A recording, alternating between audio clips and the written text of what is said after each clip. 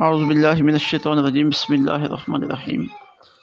سیرت النبی صلی اللہ علیہ وسلم کا سلسلہ بعد مطالعہ جو ہم کر رہے ہیں، آج ہماری بات پہنچی ہے ابتدائی وحی اور اعلان نبوت، یعنی آقا علیہ الصلوۃ والسلام پر اللہ رب العزت کی طرف سے وحی کے اترنے کا آغاز کیسے ہوا اور آپ نے اپنی نبوت کا اعلان کیسے فرمایا اور کب فرمایا۔ بنیادی طور پر یہ بات ہمارے ذہن میں رہنی چاہیے کہ جتنے بھی اللہ کے نبی دنیا میں آئے، ان میں سے کوئی بھی اپنی محنت کی وجہ سے نبی نہیں بنا کہ اس نے بہت محنت کی، کوشش کی، اللہ کی عبادت کی تو اللہ تعالیٰ نے اسے اپنی نبوت عطا فرما دی۔ نہیں، محنت اور عبادت میں محنت اور کوشش سے بندہ اللہ کا ولی بنتا ہے اور ولایت کے درجات حاصل کرتا ہے، نبی نہیں بن سکتا۔ نبی چنیدہ لوگ ہوتے ہیں، اصل سے اللہ نے چن لیا کہ یہ ہمارا نبی ہوگا۔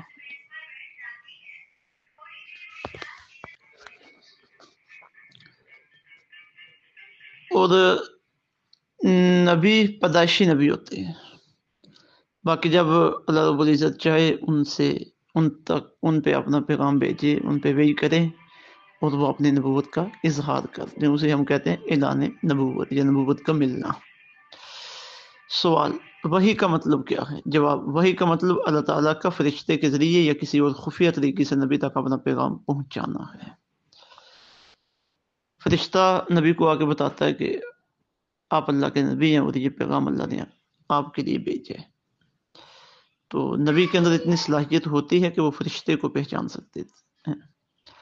کسی اور خفیہ طریقے سے مطلب ذہن میں کوئی بات ڈال دینا، دل میں کوئی بات القاء کر دینا، خواب میں کوئی بات بتا دینا، تو یہ سب وحی کے طریقے ہوتے تھے جن کے ذریعے انبیاء کرام علیہ السلام پہ وحی آتی رہی ہے۔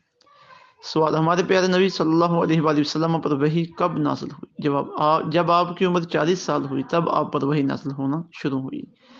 سوال، وحی نازل ہونے سے پہلے آپ کے معمولات کیا تھے؟ جواب، آپ اللہ پاک کو کثرت سے یاد کرتے تھے، کائنات کے نظام میں غور و فکر کرتے اور اس کے لیے سب لوگوں سے الگ ہو کر غار حرا میں تشریف لے جاتے تھے۔ غار حرا مکہ مکرمہ میں اونچی پہاڑیوں کے اوپر ایک غار ہے، آج لوگ اس کی زیارت کے لیے جاتے ہیں۔ تو وہاں ایک تو بندہ سب سے الگ تھلگ ہو جاتا ہے، بہت دور ہے،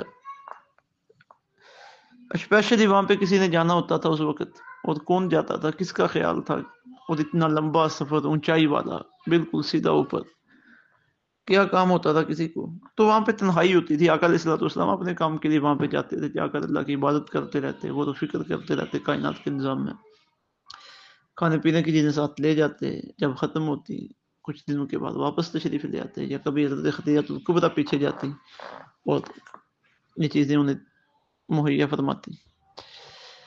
تو دوسرا وہاں پہ فائدہ یہ تھا کہ غار حرا کے اوپر سے جب نیچے کی طرف دیکھا جائے تو خانہ کعبہ شریف سامنے نظر آتا ہے۔ وہاں پہ بیٹھ کے کھڑے ہو کر بندہ اللہ رب العزت کے گھر کا نظارہ کر سکتا ہے، وہ توجہ اللہ رب العزت کی طرف قائم رہتی ہے بندے کی۔